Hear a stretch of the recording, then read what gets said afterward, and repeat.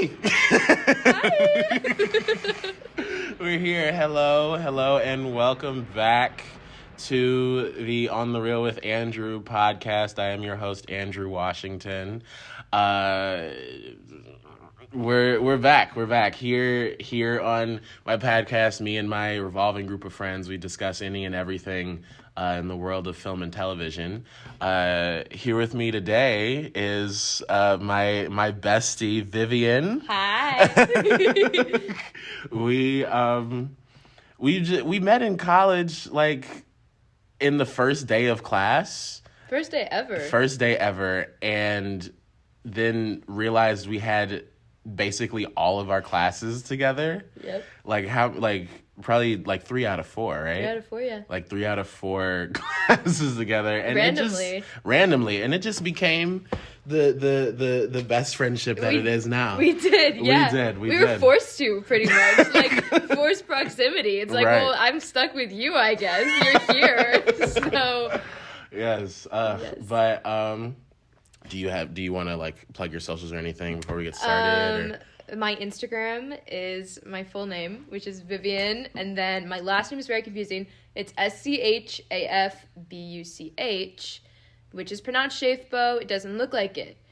And speaking of not phonetic last names, we have a movie to discuss with not phonetic names. We do have a movie to discuss with not phonetic names. Today we will be talking about the new Martin McDonagh film, The Banshees of Inisherin. Inisherin? I thought it was Inisherin, which is not the title at all. But that's what I was telling people. I'm like, yeah, I've seen The Banshees of Inisherin, and I was like, that's not a movie. No, the Banshees of Inisherin. I'll go with that. But we'll get into that in a little bit. I guess I just kind of want to start off. What have you been watching, Vivian? What's been good? I've been watching a lot of things. I'm gonna get canceled for this, so don't cancel me. I have been watching Dahmer. I've been watching it. I've been loving. I've been enjoying. I'm sorry to all of the Dahmer haters out there, and I understand why people don't like it. I get it, but I still haven't watched it. I've been tuning in. I still haven't watched it. It's been on my list. It's I don't know. I feel like Ryan Murphy is kind of a menace to society. I agree. And I actually don't really like his stuff. I'm not a Glee fan. Whoa. I know. I feel like that's more cancelable than okay, yeah. Perhaps it is. Whoa. But I know. I love American Horror Story. Fun.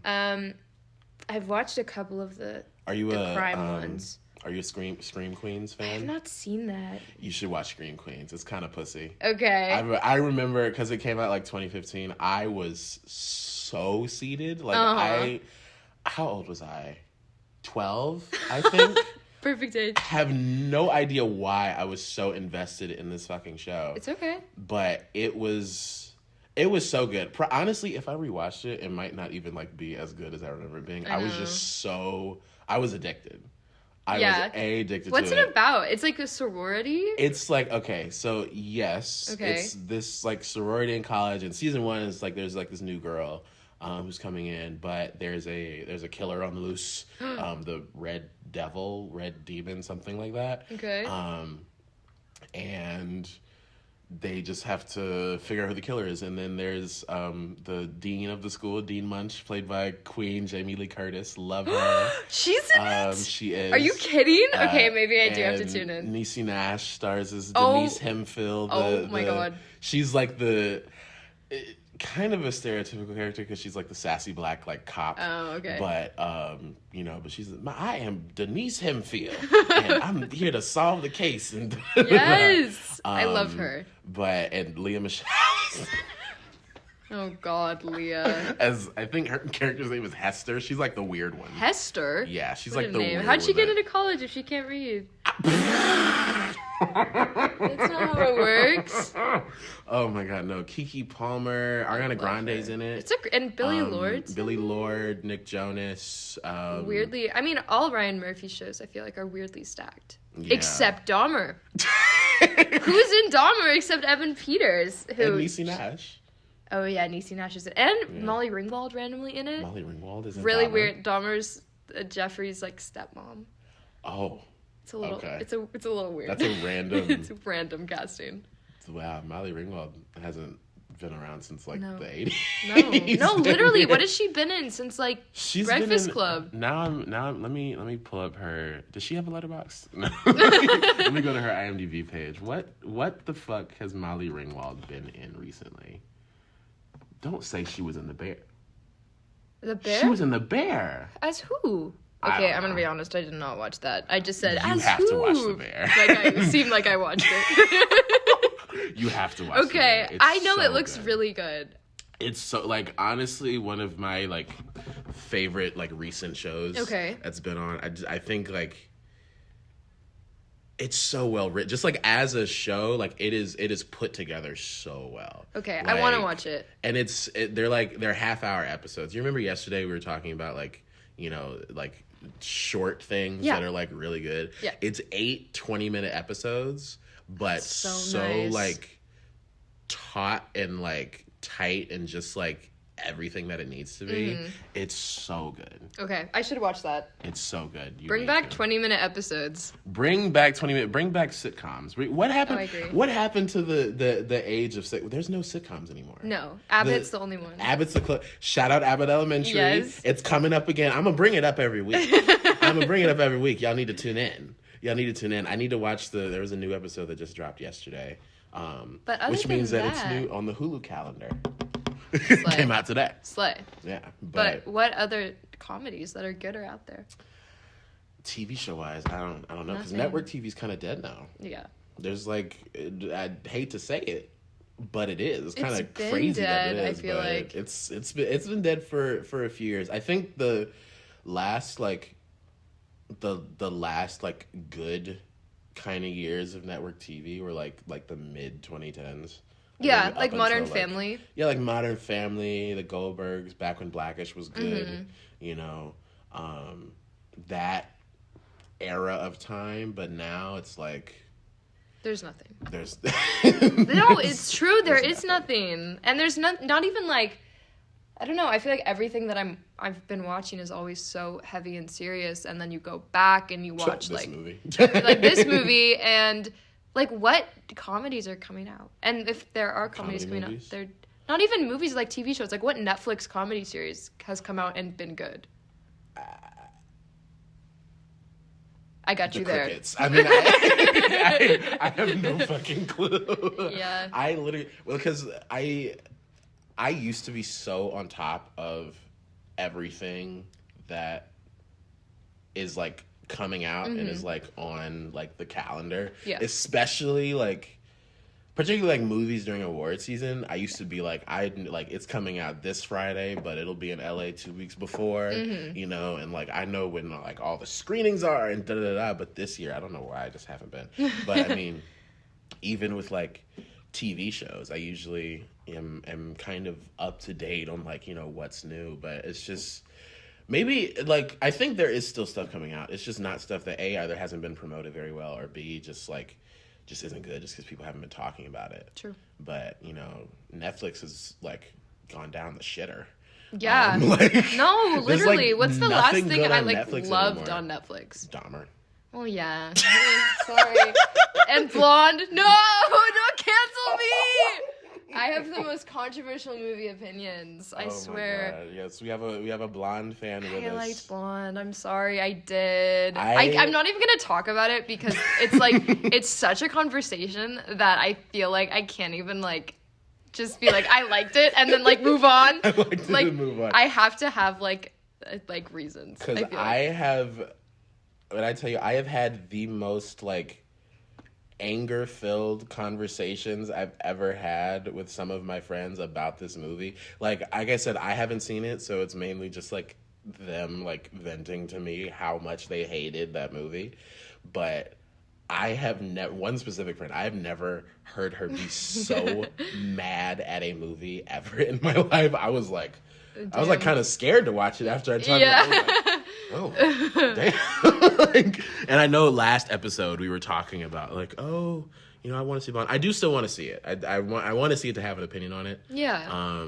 We were actually debating having that be the topic for today's episode, but I didn't have 3 hours in my schedule to sit It is down a little long. That is definitely a complaint about the movie. It does not have to. No movies have to be 3 hours, in my opinion. And we actually discussed this yesterday. We did talk about this yesterday. Movies don't have to be long. I don't think there's any movie. I don't think there's anything that is justifiably longer than like 2.5 hours. Yeah, no. Because like if you can't tell it in 2.5 hours or less, why? Like why? Like why I understand because there's the argument that movies should be as long as they need to be, but I just counter with like, does anything ever need to be that long? No. Like, no. And you could accomplish so much in a short amount of time. Like, example, Before Sunrise trilogy, all the movies are like 90 minutes or under, and those are some of my favorite movies. I know you love them. Shout out Linklater. Yeah, literally shout out. Yeah. When I visited Vivian over the summer, we had a little before trilogy marathon. Yes. We only got to 2. Yes. But I watched the 3rd on my own the next morning. So good. Shout out Lucas Edelman who watched those with us. Shout out Lucas. I still talk to Lucas. I love Lucas. Regularly. I love him so much. Love Lucas. On the Before trilogy, though, for a little bit, I remember you telling me that your least favorite is the 3rd one. Yeah, it just makes me so sad. It is sad, but I loved the 3rd It's one. great. It's still a 5-star movie. So good. I honestly, it wasn't my favorite of the 3. I think my favorite's still the first one. But in terms of my second favorite one, it is a very close toss-up between the second and third one. Like, I could very easily see my ranking being 1, 3, 2. Oh yeah, I can totally see it. No, my ranking on that trilogy changes all the time because it's so fucking good. It's like, I don't know that I've seen a more realistic movie. Yeah, yeah. It's such a real and human story, but just told so you'd think you wouldn't think it's something that's written and scripted. No, it feels super spontaneous, which I think is it's props literally to the writers. What did Linklater? What did Lucas was like? It's a movie about people talking. Yeah, yeah. And it's that's all it is. But it's so well done. It's so well done. Y'all should go check those out. They're great. If you haven't, and get your Criterion box set. Yes, I own it. I do own it. I got it for my birthday. I did. That mini Sofia Coppola. Many Sofia Coppola. Oh my goodness, I love her so much. Shout out Marie Antoinette. It's the 16th anniversary of that movie today. Wait, there's a lot of anniversaries today. What's the other one? I saw. Are you a Christopher Nolan fan? Oh yeah, it's Prestige. The Prestige, my least favorite of his movies, but it's a fun movie. If you like magic shit, because it's about magicians. I love magic. Shout out Harry Potter. Shout out, everyone. None of which I've seen. That's so crazy. I've seen the Fantastic Beasts movies. Ooh. I've seen. I'm sorry. And I've seen the first 20 or 30 minutes of the first Harry Potter movie. Sure. But that's it. Yeah. Did you like the first 20 minutes? I don't remember the first one. It's okay. I remember watching it. I don't remember what I thought about it. Because I don't know, I think Harry Potter are really genuinely good movies, but do I think that because I grew up on them and they're part of my childhood, or do I think that because they're actually good movies? I don't know. I can't distance myself. Yeah. But I'm they're cinematic masterpieces. That's how most people are. Yeah. Yeah, it's and with most. Honestly, with most things, is it am I just wrapped up in the nostalgia of it? Totally. Or is it actually good? Yes. I have so many movies like that. Yeah. And shows. I feel like you could say that about SpongeBob. But SpongeBob is genuinely hilarious. A genuinely funny ass show. Yeah. I watch that shit now at age, how old am I? 18. And I crack up, like die laughing. It's perfect every time. It's honestly, there are some episodes, genuinely some of the funniest things I've ever seen in my life. What are your favorite SpongeBob episodes? Well, Band Geeks is number one. That's the one where Squidward forms a band. Okay, yeah. Go against Squilliam and they like, perform at the Super Bowl. But he like gets everyone in Bikini Bottom to be in the band. And it's just every single gag in that episode hits so fucking hard. Yeah. Like Plankton playing the fucking harmonica, like running up and down the harmonica to blow in each individual hole. Stop. And he's like out of breath by like the fourth one. Patrick and Sandy like fighting and her like shoving him up a trombone. I love Sandy. Whoever's parked in the white sedan, you left your lights on. And then he was like, and then like when the flag twirlers, I just spit hella. When the flag twirlers like start spinning too fast and they fly like up and into like a plane. It's like slowly. Not Sully. Miracle on the Hudson. The plane survived in Sully. Tom Hanks saved the fuck out of that plane. Good for Tom Hanks. Shout out Tom Hanks. Shout out Tom Hanks. Did you see he's got a movie coming out? A Man Called Otto? Yeah, because it's a remake of like a German, Norwegian. I think, okay, so countries. the author of that book, his name's Frederick Backman. Shout out. One of my best friends, he read it and loved it. And there's not much more to this story other than my friend liked the book. But I have heard many good things about it, so I think it'll actually be good. I know the his career post-COVID is crazy, His career post-COVID is crazy. Strange. But it looks like, I don't know. Anyways. It's like, I know the movie that it's like a remake of was nominated for a couple Oscars. Oh, what? Yeah. Then it must be. But we'll see, because it has a January release date. Ooh, which that's I don't good. if for my listeners, if you don't know, never a good thing. The January release date slot, any week of January except for Martin Luther King Day, because that weekend is usually good money wise. Any other weekend in January is like a worst black movies. hole, like abyss. Yeah. That you just kind of throw like movies in that you just kind of want to get rid of. So I'm like, I saw that today and I'm like, Tom Hanks is in a January release movie. That's I'm like, crazy. are we at that stage? Because is it like they're releasing it near Christmas and then wide releasing it January? I hope. The date that's on the poster is January 13th, which also is Friday the 13th, which is like crazy. What? But what are other January releases that came out this year? This year? Yeah. A couple years ago, it was like Doolittle. I know Doolittle was a January That's a classic. release. Like, that's a classic, you know? Like, that's what I associate with. Like, January release is just classic. Let's Google January releases. What year is this? 2022. Can you believe that already? A bunch of shit I've never heard of. Oh, the 355. Perfect 355. January release. Perfect. I think the Scream movie from this year came out in January. Why didn't they release that during Halloween? That's fucking stupid. That seems really early for that movie. Yeah. Oh, yeah, no, it was January. Hotel Transylvania 4, which I don't know if anybody knew that existed then. I did not. Shout out the first one, though. I haven't seen it. Shout out the first. You've since never seen it? No, since I was little. Okay. But shout out. You know, unpopular opinion. The Hotel Transylvania movies are not terrible. No, they're not. No, they're not I don't think they are either. No. Well, the first two aren't bad. I don't think I've seen past the third. Yeah, I've seen 1, 2, and 3. The second one is my favorite one to watch. The first one is the best one though. There are some shots in the first one that are strangely like gorgeous. Really? Like the one with like Dracula's holding the baby and he's standing and he's watching his castle get like burned down. Oh. And it's like I do know one thing about the fourth one is that they couldn't even get Adam Sandler.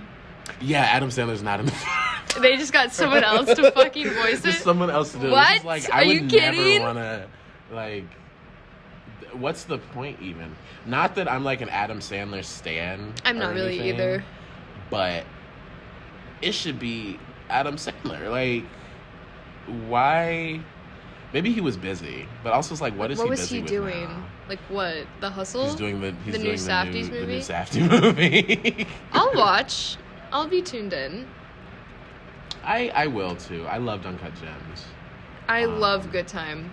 One of my favorite movies ever. That's a sin that you haven't seen it. It's so fucking good. I know. It's another one that's been on my list for Rob is ages. Like amazing in it. Robert Pattinson, shout out to him. Oh, I love him so much. I love him so much. Oh my gosh. Oh my goodness. It's my fave. But anyway, we got off topic. Yeah. What have you been watching? Just Dahmer. No, I'm just kidding. I live and breathe that. No, I'm kidding. I don't. Please don't quote that. Please don't. I don't want to get harmed. I watched The Menu. Mm-hmm. Which is coming out soonish, I think. I think like December. It is so good. It's one of my favorites of the year. With Anya Taylor-Joy and Ralph Fiennes and various other people. Various stars. Cannibal restaurant type shit, whatever. So it's like, it's a very wealthy dining experience that is set on it. So it's set on an island that 12 customers go, and they boat to this island, and there's this chef played by Ralph Fiennes that prepares this beautiful, spectacular meal, but then stuff starts to unravel and it becomes a little more treacherous. It's directed by someone who directs a lot of, I forget his name, which is awful. He directs a lot of Succession episodes, and you definitely have that we have a Succession stan. I'm a big Succession fan. I am. And that's why you loved it so much. Yeah. No, it feels kind of like it could be Mark Mylod? Yes. Yeah. It feels like it could be a Succession episode for sure. Really? But like a lot darker. Like a lot of people have described it as Succession meets Saw. Yeah, Nicholas Hoult is Succession meets Saw. Yeah, and I think that's a pretty great description of what it is. Oh. It's so good. Okay. It's one of the more unique movies I've seen. I can definitely see why people will not like it. Uh-huh. I personally loved it. Uh-huh. I saw Triangle of Sadness. I've seen it twice. Love Triangle of Sadness. It's so good. I saw it a couple weeks ago. Yes. It's so funny, and it's like that. I was worried going in because I saw it was 2.5 hours, and I knew it was going to be a comedy, and I'm like, I don't know of any comedy that's like that can sustain a 2.5 hour runtime. Yeah. But imagine my surprise when I went in that movie and was laughing consistently. Me and Tommy, shout out Tommy again, were laughing like the entire 2.5 hours. Uh-huh. And it only got funnier. Like I was it's so good. I was honestly like surprised. I mean, I know it won the Palme d'Or, right? Yeah. And so obviously that gives it a certain amount of status. Sure, or whatever. Yeah. It's definitely going to be controversial though. It'll be. Yeah. People will hate it, and people will love it. It's not something that everyone's gonna enjoy. I feel like it's more of an acquired taste kind of movie. I'm not taking my mom to it. Yeah, no. I did take my dad, and my dad loved it. If you're one who has a weak stomach, probably shouldn't. No. Probably not the best idea to see it. I was given barf bags the first time I saw it. Because then you went to a premiere thing. I went to a festival screening, and they gave us barf bags, and I was like, "This is so silly. No one's ever so cute." But I considered a couple times. I was like, I might have to use this. Yeah, no, it was when I think I saw a couple people walk out, in my screening, but I can't remember if they came back. It's because, when people walk out, like, you don't know why they're walking out. Like, oh, it's the bathroom. So they could have been, like, walking out to, like, go use the restroom, or they could have walked out and not come back. Let's say it's more dramatic and say they walked out. This movie had people walking out. Yes! People walked out of our theater! It's never came back. Oh my god. No, but it's so good. It's so funny. Such a, like, biting satire. Yeah, it's great. I know a lot of people are comparing it to Parasite, which I think is a pretty good comparison. I would say Parasite's darker. Parasite's darker and better. Yeah. Oh, for sure. But I mean, I would say, like, it's Parasite thematically a la Norway. Like, it's like, Norway. It's Parasite, like the Norwegian version. Yeah. Are they still remaking Parasite with Adam McKay? I forgot they were doing that. I had no idea. Like, put salt in an open wound than watch that. I swear to God. Like, I can't. Like, first off, I can't with Adam McKay. I know. Adam McKay is like, Adam McKay is partly responsible for Succession. I know, and I feel bad about that, but I can't. I try to forget he's involved. I don't hate Adam McKay. Really? I'm a Don't Look Up fan. What? I enjoyed it. Wait, I didn't know this about you. I enjoyed it. And partly might have been wrapped up in the experience that I saw it. Sure. Because I did see it with a Q&A with DiCaprio, Meryl Streep, and Jennifer Lawrence, and Adam McKay. Yeah, you can't really beat that. And I was, like, so close to them. Like, it was, like, fun. I remember I saw it because, who did I see it with? A bunch of film kids. Like, people. I saw it with a bunch of people. Jack, Colin, Josie, various mutual friends of ours, Amaya, who was a whole squad featured on the last episode. But I was just like, holy shit, that's Meryl Streep right there. And it was crazy. Like, because Meryl Streep is, like, y'all know who Meryl Streep is. Really? Y'all know who Meryl Streep is. So I was all of those actors are huge. Like, that's Miranda Priestley wearing jeans. I was so Queenie. I was like, but no, yeah. Anyway, so Triangle of Sadness, check that out. Mm-hmm. It's great. Anything else, or has this just been, It's been pretty much it. I've been rewatching a lot of fall things I like in prep for Halloween. Mm-hmm.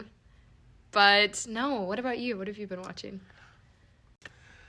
What have I been watching? Let me Go pull up your my letterbox. I know I should pull up my letterbox. I forget. Like, I forget. I know. I think recently I haven't been watching too many, like, movies, like, on my own volition. I have been watching a lot of stuff for classes. That's the thing. Is, like, most of the things I've vlogged are for school. Yeah, we're film students. Red flag. I have something I watched. That I loved. Go. Ticket to Paradise. Shout out! It's so fun. More movies should be rom-coms. Ticket to Paradise with the new Julia Roberts, George Clooney. I have no idea even what it's about. It just looks like something. It looks like a movie from. It doesn't even look like a 90s movie. It gives like a mid-2000s movie. Yeah, with just like a higher budget. No, it's so fun. It's like, so Julia Roberts and George Clooney are divorced, and they're very, like, they fight a lot. Like, they're not like a good divorce. They're not couple. The fun. They're like they fight and hate each other. And their daughter graduates, and she goes on like a graduation trip to Bali, classic white girl location, and she falls in love with this dude there, and they decide to get married like 2 weeks or whatever after meeting each other. And I know, and so Julia Roberts and George Clooney are like, what the fuck? So they fly to Bali together, and they're like, we need to form an alliance in order to break up this wedding. So it's a little enemies to lovers question mark. I don't know. I can't spoil. But the little rivalry and little prank war in order to stop the wedding. It's pretty fun. Oh, okay. Yeah, that sounds like fun. It's fun. Like, what's wrong with having a fun movie? Right. I'll probably check that out. But no, I've been watching a lot of movies for class. Anything sticking out? I had to watch M for class, which is a movie from like the early 1930s. Oh. Yeah, it's a German movie. It's about a child killer. I know it sounds like crazy intense, but it's very good. It's very good. It's one of those movies. It's one of those like classic. Like, I've seen the poster. It's like people are like, it's of all the movies, this is like one of the ones you see. It's like considered like one of the best like German films ever made. I did enjoy that. I did fall asleep a little bit in the middle, but the last 20 minutes is so good. It's so good. It's basically like one long like court scene, but it's like fun. The light spoiler alert, but the movie came out 100 years ago. Yeah, at this point, if you haven't seen it, you weren't going to. So, like, but so it's like the killer, like the main guy who they've been trying to find this whole time, or who like he's like being chased basically by two different groups of people, like the police and like the criminals, like in the town. Okay. Like they like banded together to like find him because they hate the fact that he kills children. Aww. But the criminals are the ones that catch him, and so they basically like hold him in court. Okay. And it's like this long court scene, but the judge and jury are all of these other murderers and burglars and robbers and everything. Wait, what? That's cool. They set up like their own court? Yeah. Oh, that sounds really cool. He's mock appointed literally he's appointed like a lawyer in quotes who's also a criminal, but it's just becomes this very interesting discussion about like the death penalty and like whether or not it's like whether or not it should. That's what this be, podcast like... is about. We're going to be discussing if the death penalty is okay or not. Sorry, I don't know what you guys signed up for. But then also what really struck me, because they started talking about like psychological help, like putting like people that are like really like sick and like do like crazy things like that, like in like therapy, or like having like them talk to people and not necessarily like locking them in. Well, that's interesting. In the 30s, that discussion for the was 30s being had. in Germany.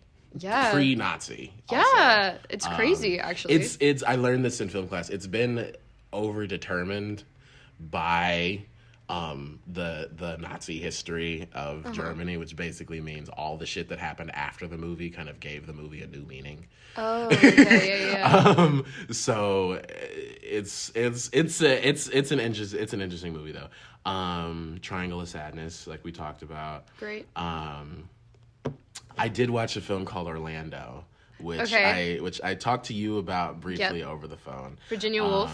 It's an adaptation of a Virginia Woolf novel. Is it a novel, novella, short story? What is it? It's a book. I don't know. A novel? Sure. Yeah, something. Starring Tilda Swinton.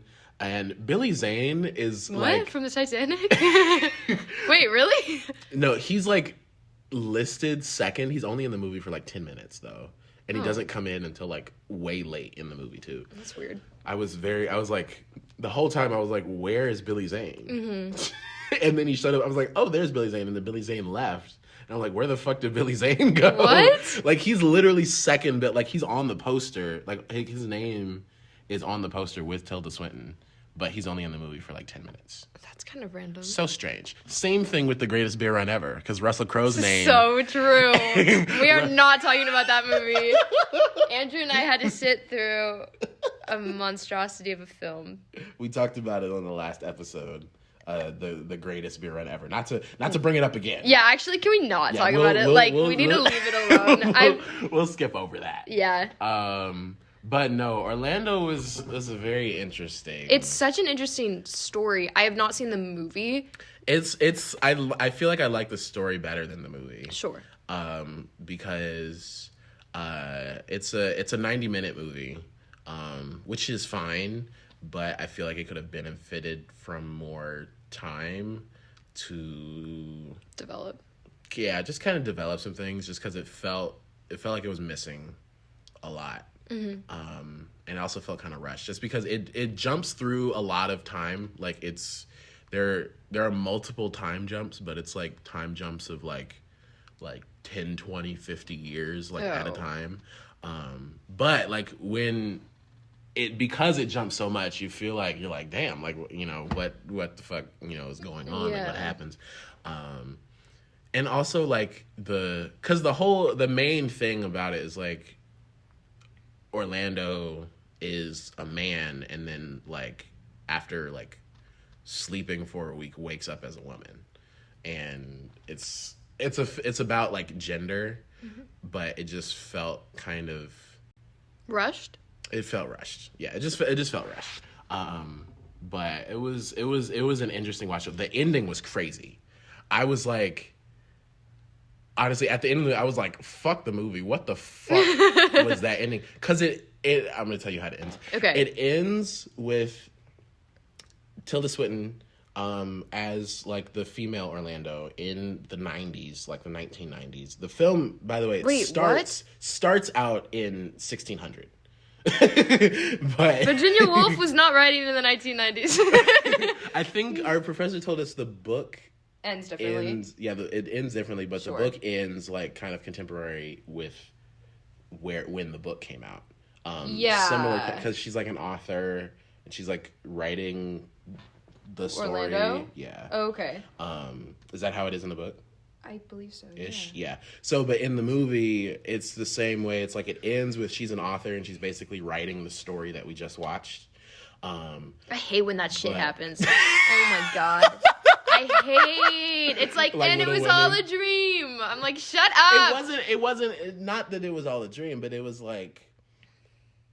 But that's not even the part of the ending that I want to talk about. Continue. The part of the ending that I want to talk about is when.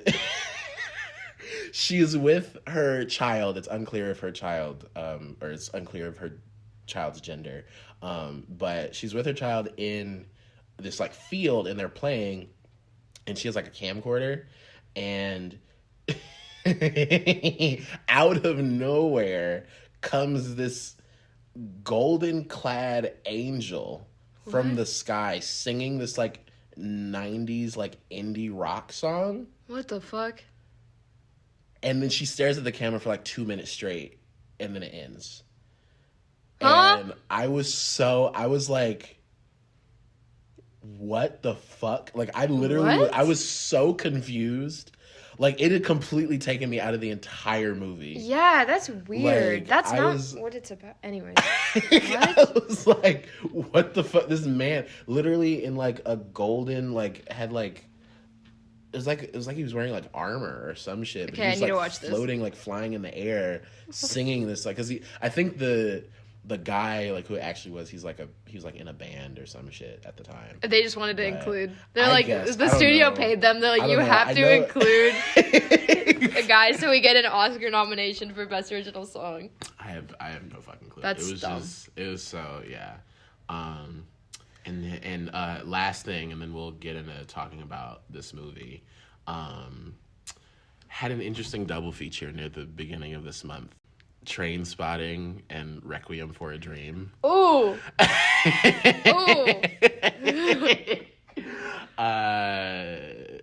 Yeah, I guess we basically both just like wanted to die, I guess, because like why were after we watching Train Spotting? Also, why were you like, you know what we should do after this? Watch another movie about I will drugs. say that Requiem was Tommy's idea because he was like, "Can we watch the first like 20 minutes?"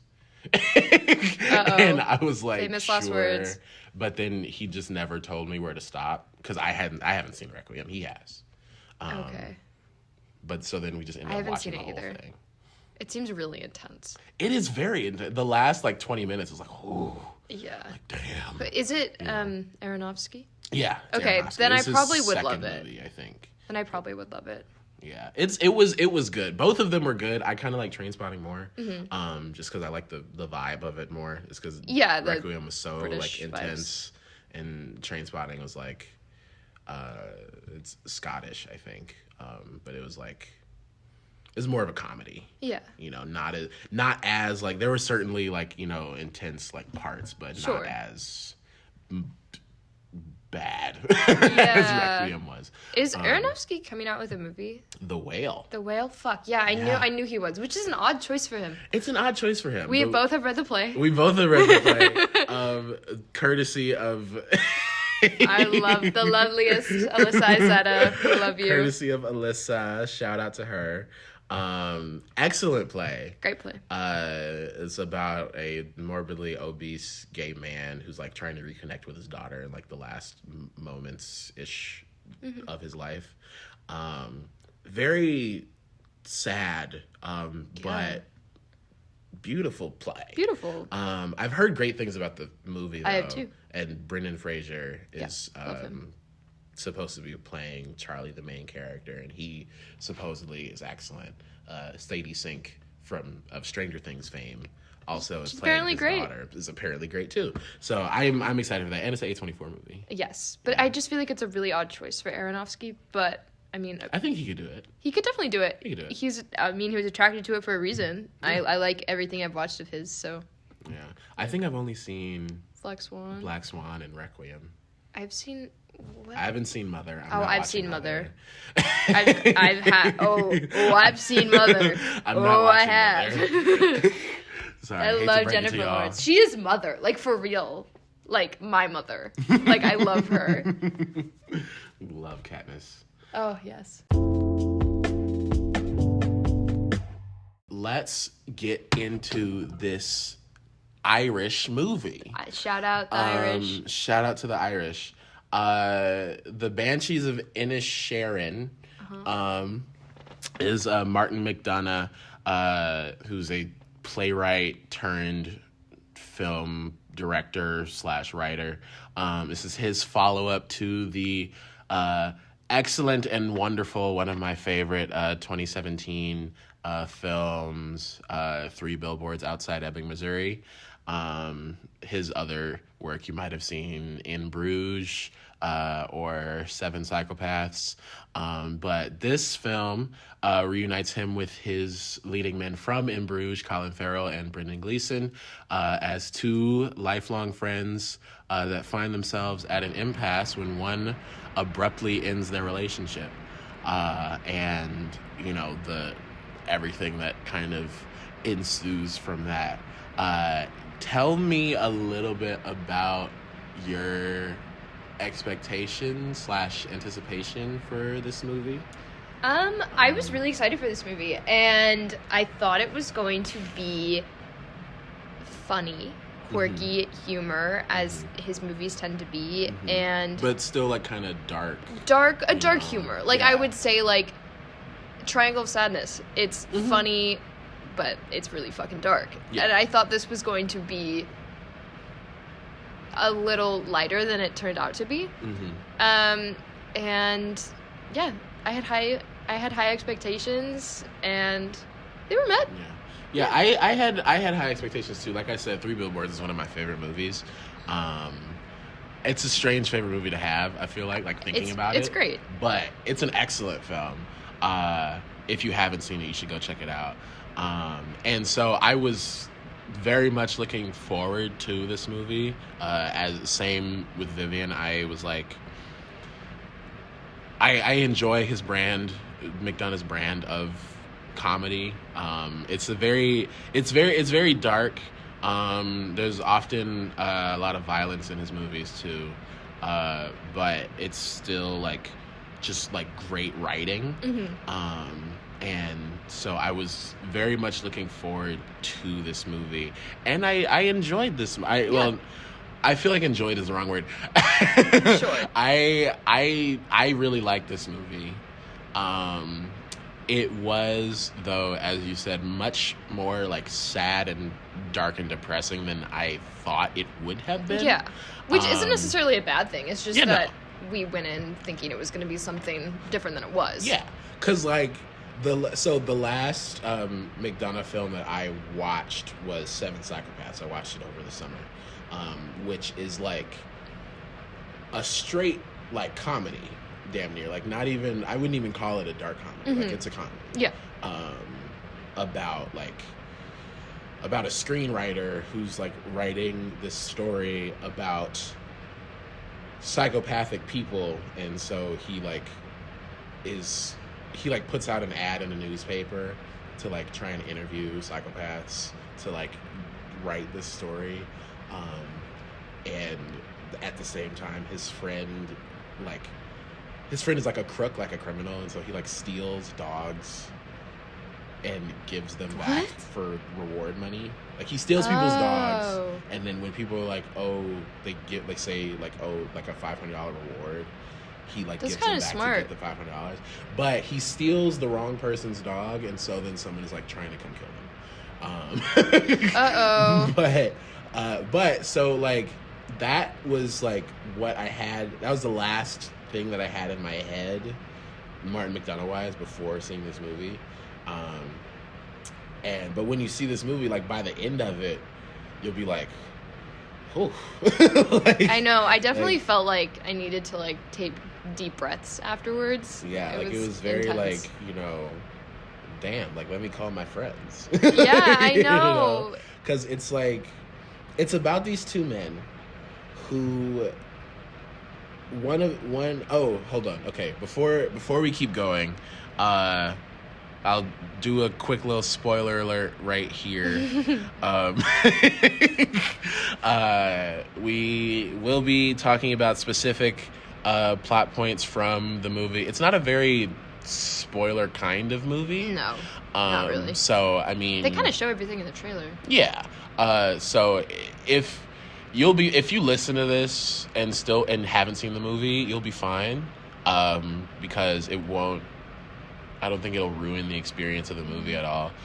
There are a few things. There are a couple things I want to talk about. Yeah, there are a couple things that we'll talk about that are like central and important to the story, that you know are kind of spoilery. But for the most part, you know, spoilers aren't that big of a issue for this movie. But I just wanted to say that before we continue.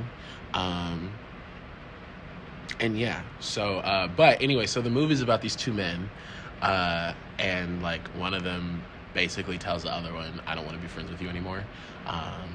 And with no context. Yeah. Brendan Gleeson tells Colin Farrell, he's like, I don't like you didn't do anything. Yeah. He's like, you didn't do anything. There was nothing like particular that happened. I just don't like you anymore. Mm-hmm.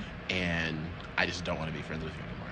And Colin Farrell is like so like taken aback by this. I mean, anyone would. I would be too. If someone said to me, if someone flat out said to me, like, I don't like you anymore, I would die. I would literally jump off a cliff. Sorry. Like it would be, oh my goodness. But the whole movie is like him kind of slowly coming to terms with it in very like interesting ways. Very interesting ways. Yeah. He's kind of Brendan Gleeson or we're gonna call him. We're gonna say actors' names instead of characters' names because the characters' names are very Irish, and I do not know how to pronounce it without sounding like a dumbass. Yeah, we don't want the Irish people mad at us. We don't want our Irish listeners complaining. So, I'll refrain from embarrassing myself in that regard. But, yeah, and so, like, because Brendan Gleeson kind of is trying to tries to make him get the message in a very... It caught me so off guard, like, that was, like, what they went with. But he, like, cuts off his fingers every time Colin Farrell tries to talk to him. Mm-hmm. And that scene is shown in the trailer, and I kind of thought it was, like, a bit, but, spoiler, he cuts off the fingers. He cuts off all of his fingers. On his hand. On one hand. And he's a big fiddle player. Yeah, because his whole thing, what he tells Colin Farrell, he wants to take whatever time he has left in his life and focus it on making something that he'll be remembered for. Mm-hmm. And he plays the fiddle, and so he basically wants to like write music, and that, you know, people will know for years forward. But he cut off all his fingers. Yeah, I'm still kind of confused.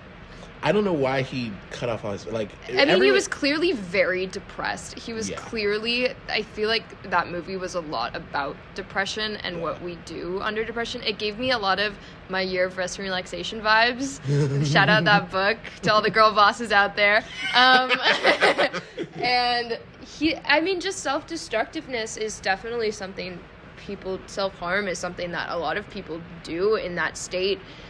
But I think the motives were interesting, as he did say the only thing that makes him happy is playing the fiddle. Yeah.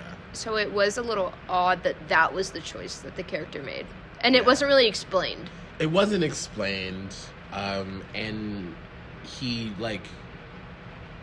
But it was also one of those things is, like, I guess him being, like, he's a man of his word.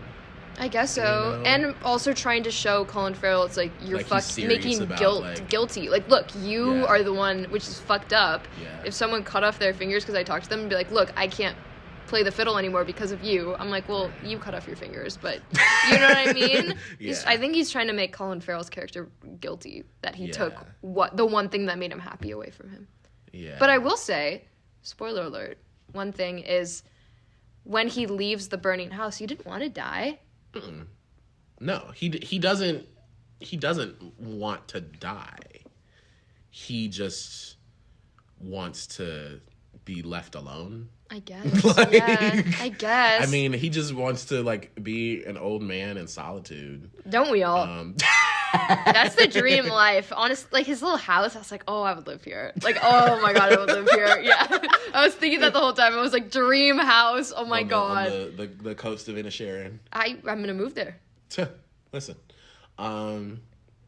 Yeah, the movie is kind of like a cynical, like, story, but I like that though, because it was also at the same time very honest. For sure. About, like, human, like, relationships, you know, and, like, how relationships just, like, change, you know, and evolve. And it didn't have a happy ending, like, you know, they didn't get back together in the end. Which is more honest. That's what happens in real life. Yeah, they kind of just, like, go their separate ways. I mean, the ending is a little... I'm trying to think. It's a little ambiguous. But, well, because it ended with, like, you know, they're on the beach and then Colin Farrell walks away. Yeah. Because he brings a dog back. I thought it was a bit of an abrupt ending. I will be honest. A little bit. I liked that it was abrupt. I was like, okay, yeah, that should be where the story ends. Mm-hmm. You know? Yeah, because I think at this point they got, you know... They need to be apart. Yeah. Yeah, I think it's a really honest portrayal of friendships growing apart and friendship breakups, which are real and which hurt so bad. They're so... Oh, my goodness. Oh, I feel Colin Farrell is nothing but sad in this movie. He was like, I will not be left... It's so sad. He was like, I will not be sad inside without my donkey. The donkey. So Colin Farrell has a pet donkey named Jenny. It's the cutest thing ever. So cute. His sister, which we'll talk about his sister in a second, love her. Mm-hmm.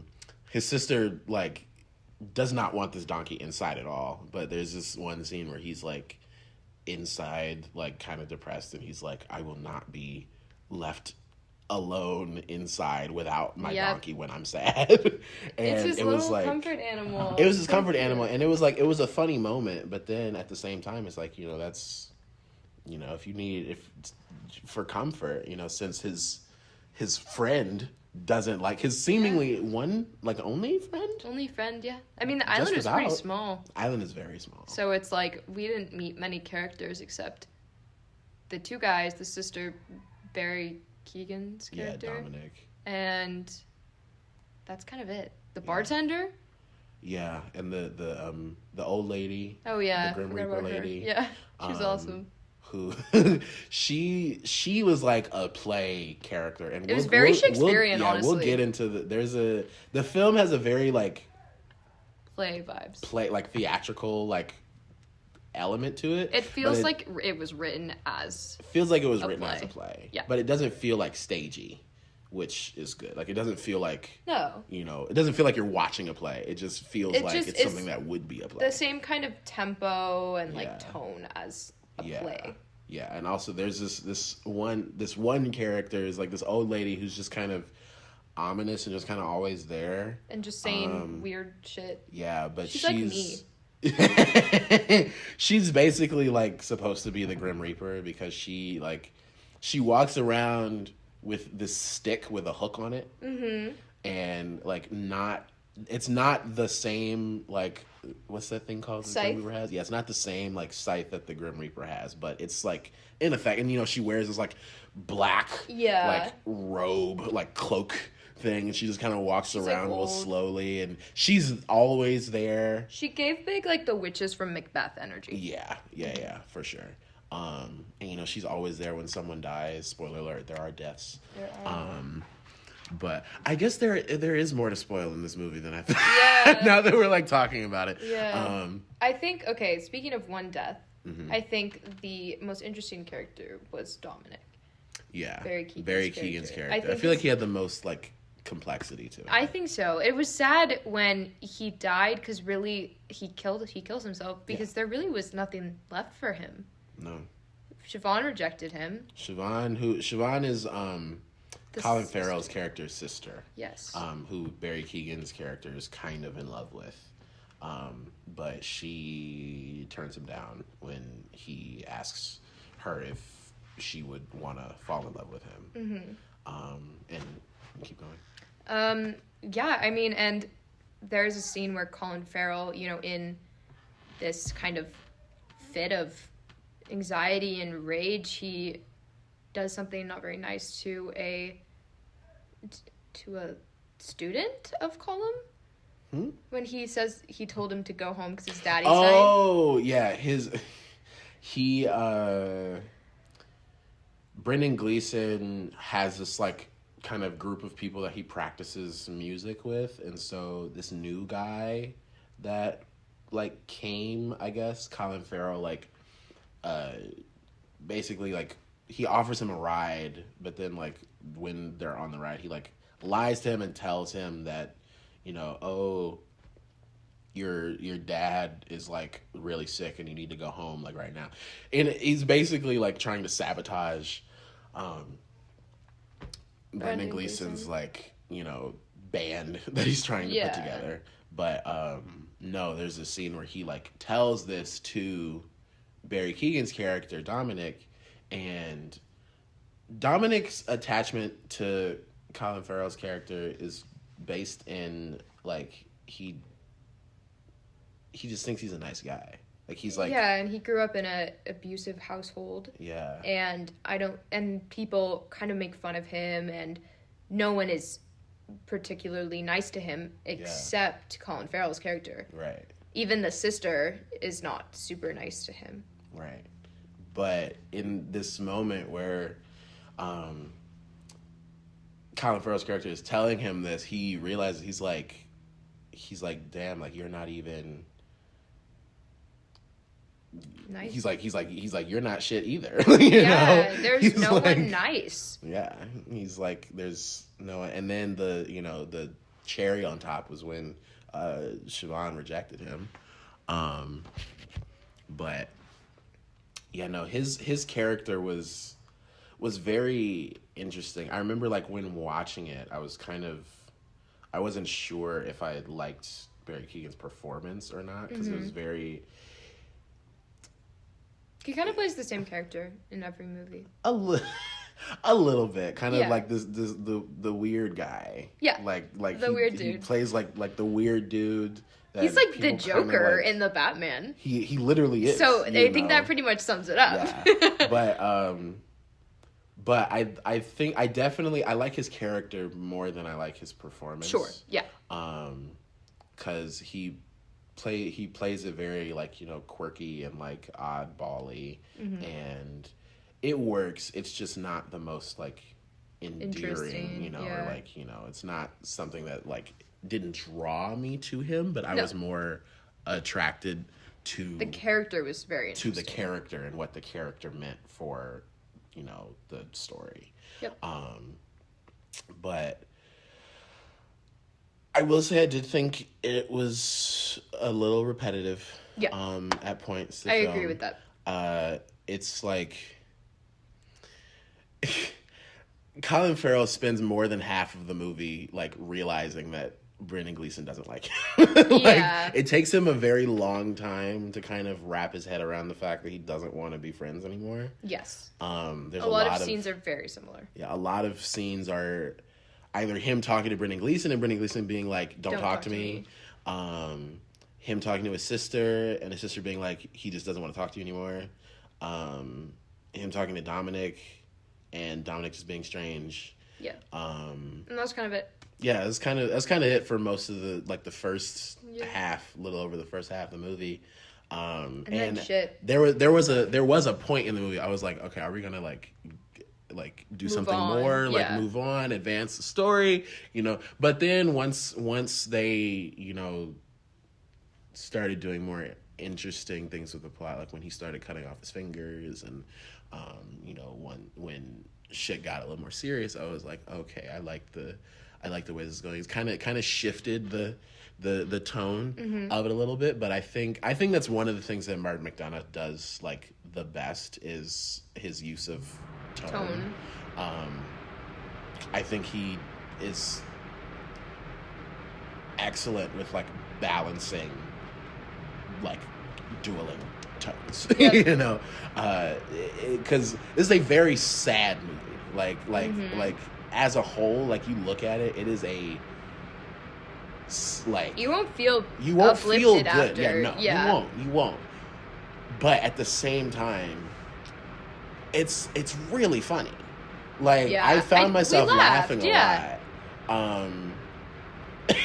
So it's one of these things. It's like, damn, like was it more like a dark comedy or was it more of a drama? I would say it's definitely more of a drama. Oh, 100%. Yeah. Like a dark comedy, but like because I had heard it described as like a dark comedy, so I was but he balances the comedic elements and the drama and the story very well.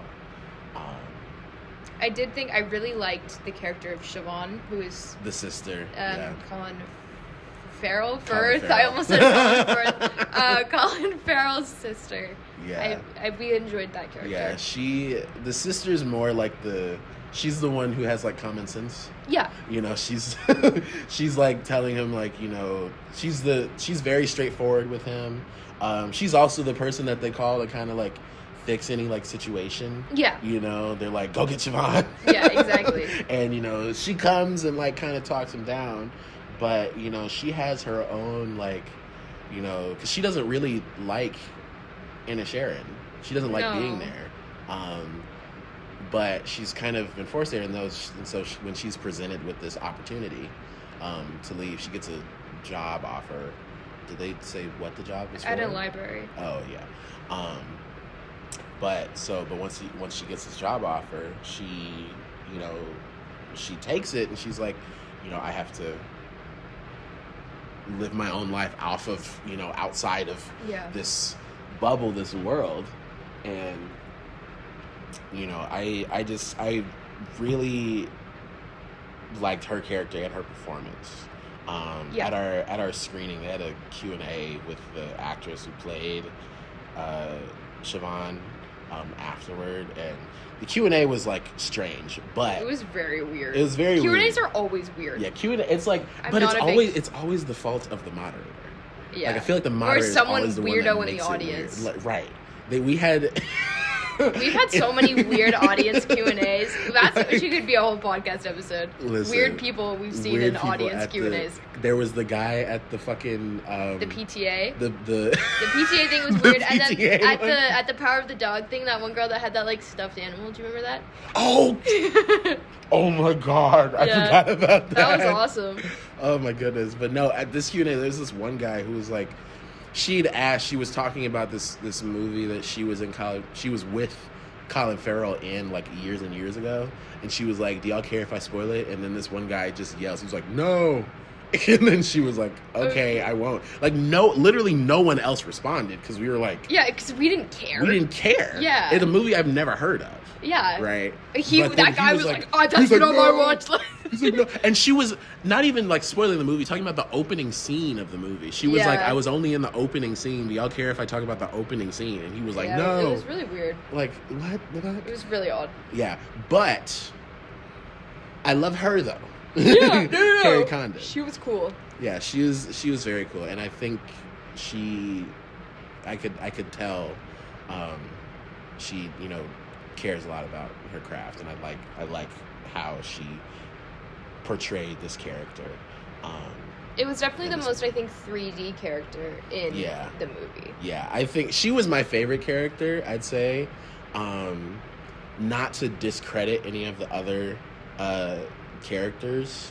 I think Dominic was probably the most like complex. Yeah. But I think overall my favorite character was probably the sister. Just because of like what she represented for the story, and also just like her she was probably one of the funnier characters for me. Oh yeah.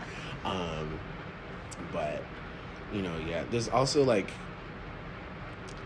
the really like sad, like, because when Colin Farrell's donkey dies, when Ginny dies, I almost cried. I swear. I was like, oh no, because it's the one thing that made him happy. The one thing that made him happy, because he doesn't have his friend anymore, right? Doesn't have his sister anymore. Doesn't have his sister anymore. All he has is Ginny, and then Ginny, and the way she dies, because she dies because she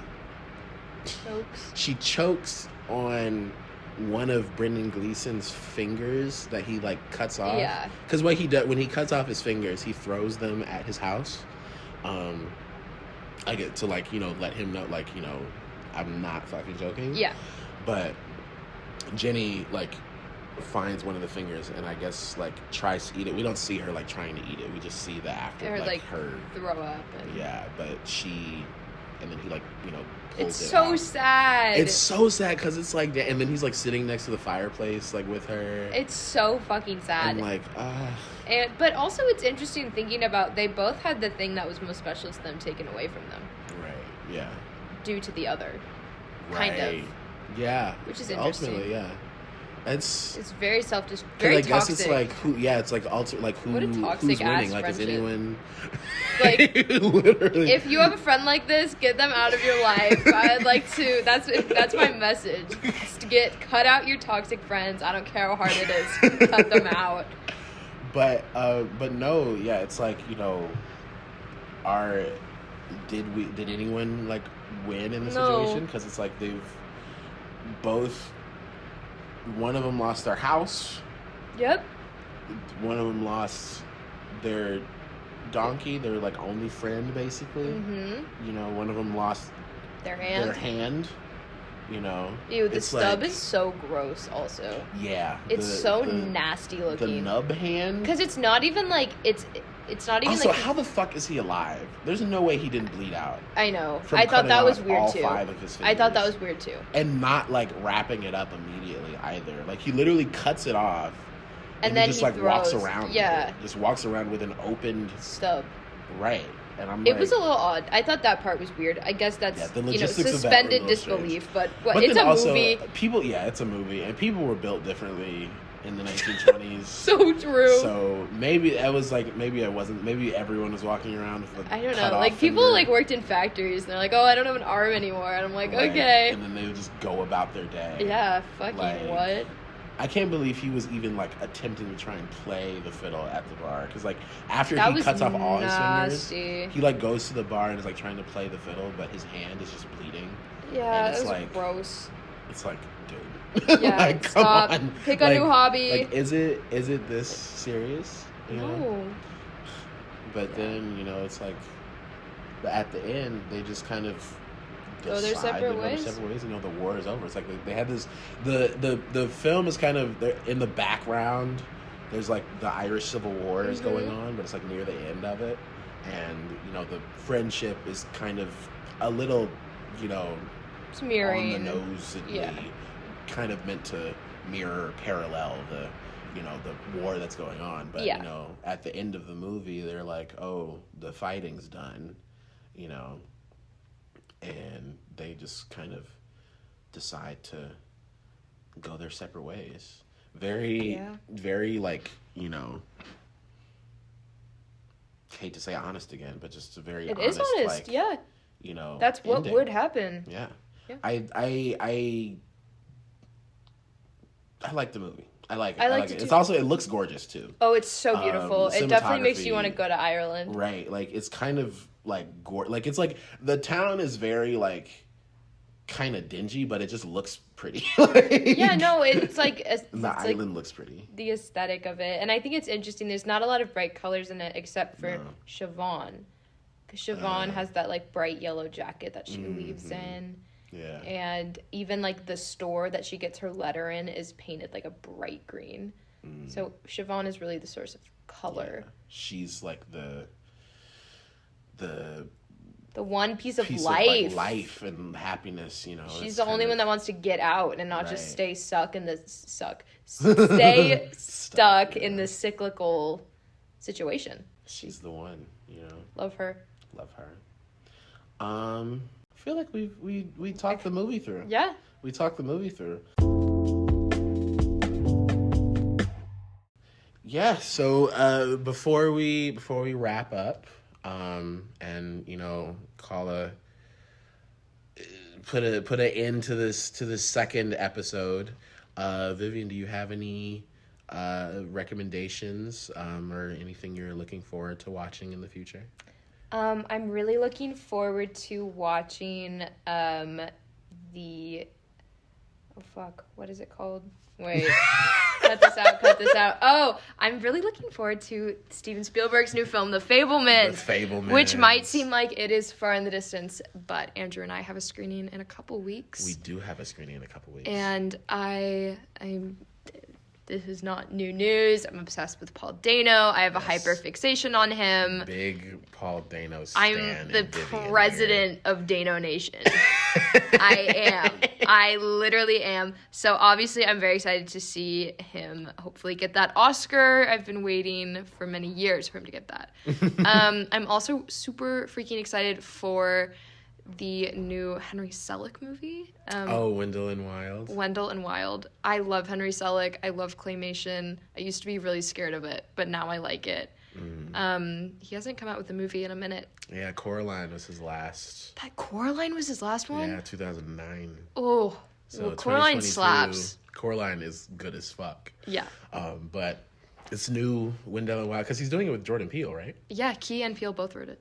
Yeah, because Key and Peele, they're also voicing voicing Wendell and Wild, because they're like demons or something. I don't really know what the story is. I'm kind of want to go in blind. I'm excited. I'm excited for that too.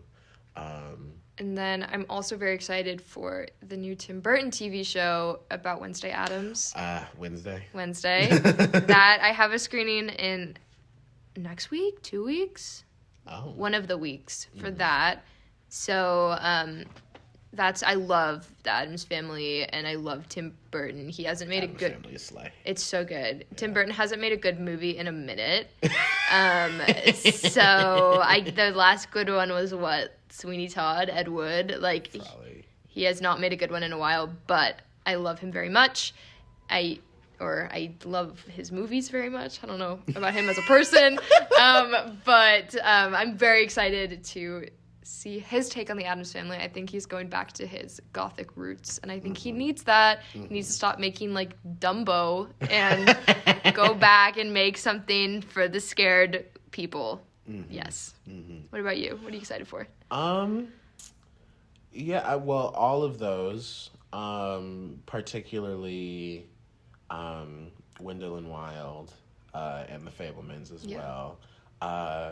I know it's already come out. We just haven't seen it yet. But Tar. The new Cate Blanchett film. She plays a composer that like gets canceled or something. I think she like grooms young girls. Oh. Or something like that. I could be making that up. I know it's some like weird. She does something like kind of reprehensible. I know. She does something not good. And she like kind of falls out of favor with people. But I've heard excellent things about that film. I'm very looking forward. I love her. I think she does no wrong. I think she's great in every movie. Seeing that. I'm trying to think, and it's just award season is coming up, so there's just so much. There's a lot of stuff that's coming out that I kind of really want to see. Yeah, like Bones and All. I'm really excited for. Yeah. I'm reading the book right now. How is it?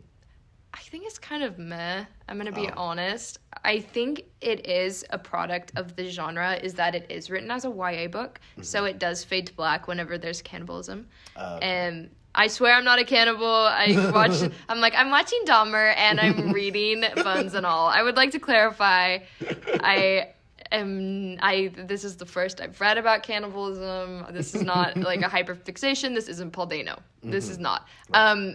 But so I have heard that the movie is very gory and very bloody, which I'm scared for, but also, I think it'll make it a little more realistic. This just feels a little tame for my taste. Okay. For lack of a pun in terms of taste. But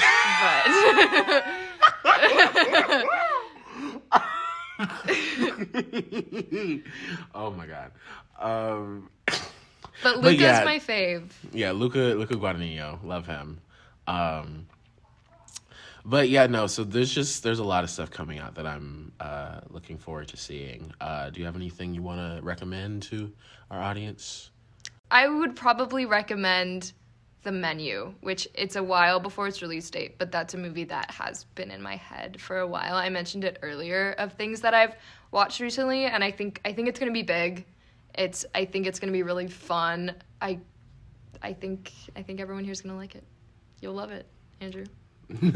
I'm looking forward to that. I would like to also recommend something that we've already talked about kind of at length, Triangle of Sadness. If you haven't seen it, go see it.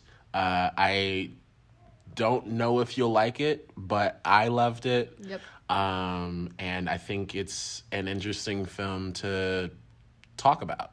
And it definitely sparks conversation. Discuss. So that's a good one. Well, that's it. We're here. We're at the end.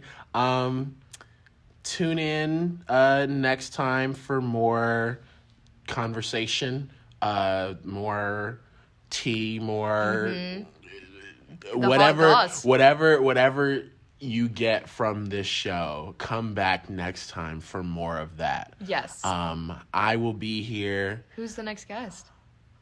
We'll have to. We'll keep it a surprise. Oh, we'll keep it a surprise. That's so exciting. And yeah, so bye. Bye. Thank you so much for listening to this episode of the podcast. As always, you can follow me on Twitter at the OTR Andrew Pod and on Instagram at OTR with Andrew. Thank you again, and tune in next time.